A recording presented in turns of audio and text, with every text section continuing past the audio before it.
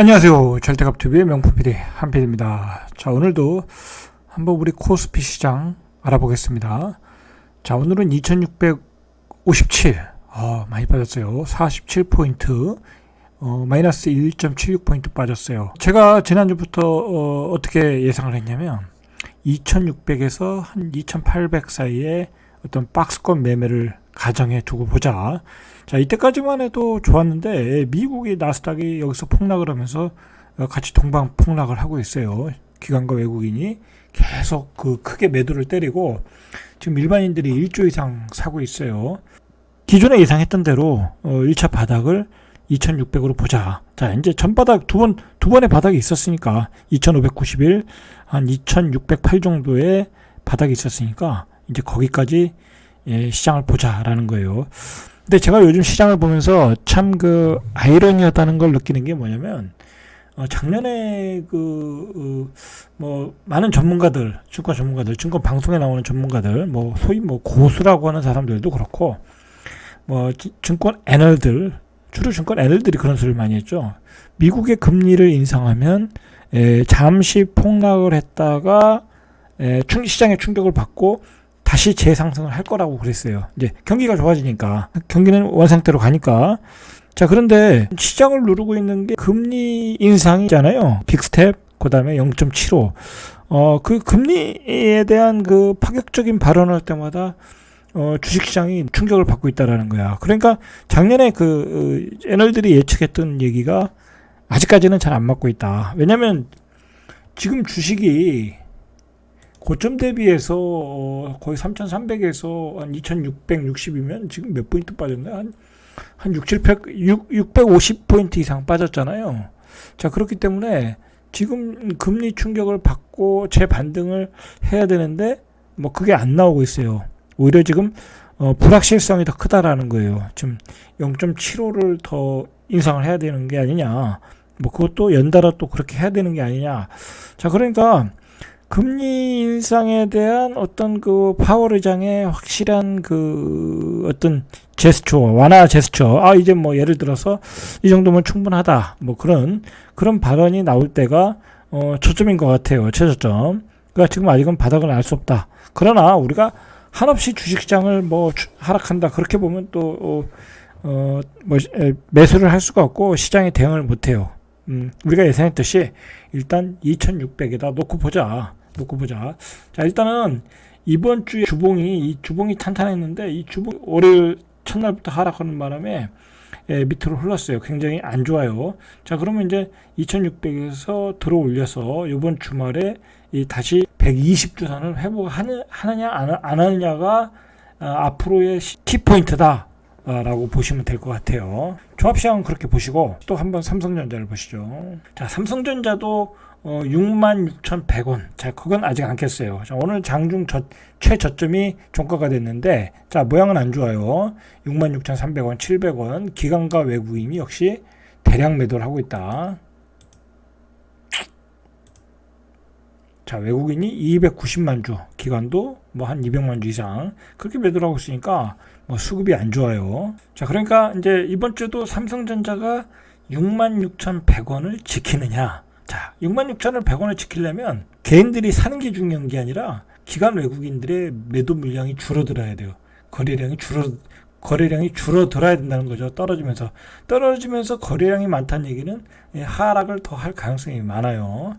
자, 그래서 이번 주 시장은 저번 주에도 말씀드렸듯이 2600을 지킬 수 있는 어떤 맷집을 테스트하는 시장이다라고 다른 대형주들을 한번 보시죠. 지금 나스닥이 급락을 하고 있잖아요. 금리 인상 때문에 나스닥 기술주들이 급락을 하고 있잖아요. 자, 이거는 지금 네이버는 제가 여기서 반등을 하면 매도하라. 이건 벌써 이제 다 해먹은 주식이다. 당분간은 다 해먹었다. 주도주로서 지난 상승장에서 주도로서 고점을 치고 내려오는 주식이기 때문에 반등 시에 매도라고 했는데 여기서 그냥 3일 개파락을 했어요. 이날이 31만 1,000원 정도, 2,000원 정도인데 오늘 얼마? 28만원. 그 와중에 때리는 와중에 또 공매도를 쳤어요. 자, 외국인들이 공매도도 친 것 같다라고 봐야 돼요. 기술주는 당분간 조심해야 된다. 자, 카카오도 마찬가지예요. 기술주는 당분간 시세가 없다. 자, 이제 완전히 흘렀어요. 이건 뭐 바닥을 알 수가 없는 거예요. 이거는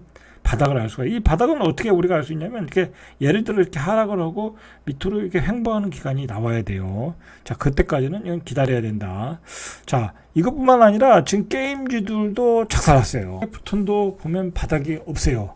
자, 이 주식도 이미 바닥에 흘렀다. 전저점을 이미 깼어요, 이 주식은. 근데 예를 들어서 우리가 이렇게 바닥은 모르지만 네이버 카카오는 그렇다 치더라도 게임주들은 돈을 잘 벌잖아요. 뭐 이 주식뿐만 아니라 뭐 다른 게임주들도 마찬가지로. 자, 게임주들이 상당한 기간을 쉬었거든요. 자, 어느 정도 바닥을 찍고 바닥을 다지고 올 하반기, 중반 여름 이후에 한번 또 어떤 그 인기 테마를 이루어서 올라올 수도 있어요. 그런 관점에서 한번 이런 주식들은 봐야 돼요. 시장에서 현금을 가지고 있는 분들은 어떻게 대응할까라고 문제인데, 방법이 없어요. 2600까지 분할 매수. 자, 2600이면 57포인트가 남았어요. 뭐 내일도 그렇게 빠질 것 같지는 않거든요. 47포인트까지 빠지지 않고 한 뭐 2, 3일에 걸쳐서 빠질 확률이 높아요. 여기서 뭐 급반등이라는 건 없는 거고,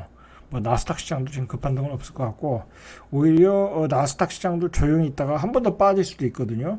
그게 최악의 장이고, 자, 우리는 이 상황에서는 최악의 시장에 대비해서 현금 분할 매수를 해야 돼요. 그러니까 일단 2600까지도 분할 매수를 계속 나가고, 2600이 됐다고 또 다지르면 안 되는 거예요. 자, 거기서 또 빠질 수 있어요. 그래서 반등이 확실히 나올 때 그때 추가로 더 불타기를 해야 되는 거지. 바닥이라고 2600이 바닥이라고 다 질르면 안 된다. 자, 지금은 어떻게 보면 현금 가지신 분들한테는 굉장한 찬스예요. 찬스. 제가 보기엔 찬스예요. 왜냐면 뭐 네이버 카카오 뭐 그런 주식을 사라는 게 아니라 대형주들이 마지막 급락을 하는 상황이에요. 자, 삼성전자 다시 한번 보시죠. 뭐 66,100원에서 여기서 바닥을 다지면 다행이고, 설령 여기서 더 빠지더라도 뭐 6만 한 5천 원 정도, 6만 5천 원 정도는 바닥권이라고 제가 얘기를 드린 적이 있어요. 자, 6만 5천 원, 6만 5천 원 정도는 바닥권이다. 그러면 이제 그런 데서 한번 반등이 크게 나올 수 있거든요. 그게 뭐 7만 원까지 나올 수도 있고. 자, 그래서 현금을 가지신 분들한테는 찬스다. 지금 사실 장을 보면 대형주들이 뭐 크게 빠지고 있지, 다른 그 소형주 개별주들은 이미 바닥을 찍고 반등을 하다가 다시 낙폭이 커지고 뭐 상승 중이에요. 사실 바닥 찍고 상승 추세로 가는 주식들이 많아요. 이 소형주들은 지금 대형주만 이러고 있지. 자, 그리고 우리가 또 뭘 생각해야 되냐면, 이제 5월 10일인가요? 이제 윤석열 정부가 이제 출범을 하잖아요. 자, 그 정부의 출범 이후에는 항상 기대감이라는 게 있어요. 그리고 정책들이 과감하게 나오거든요. 어떤 경기 부양 정책, 그다음에 어떤 그 주요 추진 정책들이 나오거든요. 자, 그래서 제가 얘기한 게 뭐냐면, 그때 예상을 한 게 뭐냐면, 방송 프로그램도 만들었지만, 윤석열 정부에서의 주도주가 뭐냐, 이제 그게 사실 궁금하잖아요. 문재인 정부에서는 비대면 디지털 뭐 그런 게 주도주를 해서 카카오, 네이버 뭐 그밖에 기술주들이 많이 올라갔잖아요. 자, 윤석열 정부에서는 과학기술부 장관이 아무래도 반도체 전문가다. 그러면 그리고 또 반도체에 관한 그 지원 정책 뭐 그런 것들이 지금 하나 두 개씩 나오고 있잖아요. 자, 그래서 저번에 봤듯이 원익 같은 주식이 한번 올라갔잖아요. 자, 이 원익 같은 주식이 이렇게 바닥을 찍고 쌍바닥 찍고 다시 이렇게 올라갔다 지금 조정을 주고 있지 않습니까? 자, 이런 모양을 보면 주도주의 모습으로서 한번 우리가 반도체 주식들을 한번 관심 있게 봐야 된다. 뭐 이 주식뿐만이 아니라 다른 주식들. 그러면 삼성전자도 지금 바닥을 찍었잖아요. 물론 이제 삼성전자를 뭐 그런 개념으로 이제 외국인과 기관이 들고 들어올 수 있거든요. 그런 개념으로 윤석열 정부에서 반도체에 대한 많아진다. 자, 그리고 반도체에 대한 많아진다고 하면 기관 외국인이 공격적으로 한번 들어올릴 수 있거든요. 거리가 되잖아요. 어떤 호재거리가 되니까 공격적으로 들어올릴 수 있다는 거예요. 저는 요즘 그런 생각을 해요. 저도 이제 지금 주식이 뭐 현금이 가용할 수 있는 현금 좀이 많은데, 어쨌든 제 통장에 있는 돈은 뭐 많이 들어갔거든요. 많이 들어갔어요. 평소보다 많이 들어갔는데, 삼성전자도 본의 아니게 좀 많이 샀어요. 뭐 별로 그렇게 제가 삼성전자를 사는 스타일은 아닌데 뭐 그렇다고 이 하락장에 어떤 분할 매수를 할 때 어떤 개별주들을 매수할 수가 없어요. 왜냐면 개별주들은 바닥을 모르잖아. 그렇잖아요. 개별주 샀는데 뭐 10% 20% 빠지는 건 뭐 아무것도 아니에요. 근데 삼성전자는 여기서 사도 예를 들어서 한 3, 4%밖에 안 빠졌어요. 응? 뭐 빠지는 폭이 폭락을 해야 1%니까. 저도 삼성전자는 한 3% 정도 마이너스가 났어요. 싸게 샀는데도. 자, 그러나 저는 걱정하지 않는 게 뭐냐면 삼성전자는 배당을 한 2.5 이상을 주잖아요. 그러니까 뭐 배당만 받아도 벌써 뭐 본전은 되니까 2년 받으면 뭐 당연히 수익이 나는 거고. 그러니까 걱정이 없는데, 자, 그러면 제가 이 얘기를 말씀드린 건 뭐냐면 내가 주식을 가지고 있는 게 전혀 불안하지 않다라는 거야. 지금 시장에 대부분의 사람들이 이 폭락장이고 뭐 상해 주식도 5% 빠지고 바닥을 알 수 없다. 그리고 계속 금리를 올린다는데 해서 주식을 못 산다고요. 그러면서 한편으로는 찬스인데 사야 되는데 그런 생각을 또 갖는다고. 근데 막상 공포감에 사질 못한다라는 거야. 그러나 예를 들어서 저는 마이너스 3% 나도 오늘도 샀어요. 삼성전자 샀고 뭐 내일도 사고 뭐 다른 주식도 많이 사요. 저는 지금 계속 분할 매수하고 있어요. 많이씩은 안 지르고, 왜냐면 바닥은 알 수가 없으니까 아직은. 자, 그런데 예를 들어서 이렇게 주식을 많이 가지고 있으니까 오히려 마음이 편안하더라는 거예요. 편안하다. 왜냐면 언제 어떻게 반응할 줄 모르니까. 그렇잖아요. 장이 언제 어느 때 반등할 줄 몰라요. 삼성전자도 예를 들어서 내가 저점 매수해서 마이너스 3%라고 하지만 하루에 3%가 오를 수 있어요. 근데 하루에 3% 오르면 여러분들이 따라오지는 못해요. 어떤 주식이든지. 자, 그러니까 어떤 그 현금을 가지신 분들은 지금 뭐 분할 매수 구간이에요. 2,600개 바닥이다. 설령 2,600이 깨져도 2,500이 바닥이다. 뭐 그런 식으로 분할 매수해서 사러 들어와야 돼요. 뭐 이게 2,500을 가고 2,400을 가도 그때 그런 바닥이 오면 사실은 이 바닥에서 살 기회를 안 줘요. 일반인들한테 그냥 바로 땡겨버리지. 예, 그게 문제라요. 그러니까 항상 분할 매수하면서 마이너스 구간으로 가져가면서 주식을 모아야 돼요. 지금은 그런 시장이에요. 그러니까 지금은 현금을 많이 동원할 수 있는 사람들은 아주 요번에 큰 시세를 낼 수 있어요. 큰 시세. 이게 반등을 얼마나 줄지는 모르지만 의외로 큰 반등이 나올 수도 있거든요. 반대로 금리는 다 올랐다 그렇게 생각이 될 수 있고, 뭐 갑자기 또 우크라이나 전쟁이 또 러시아와 우크라이나가 또 협정을 하게 되고 그러면 시장이 정상적으로 돌아오게 되고, 그리고 중국 주식도 이제 거의 다 빠졌거든요. 자, 그렇게 되면 장이 급반등할 수 있는 상으로 올 수 있다라는 거예요.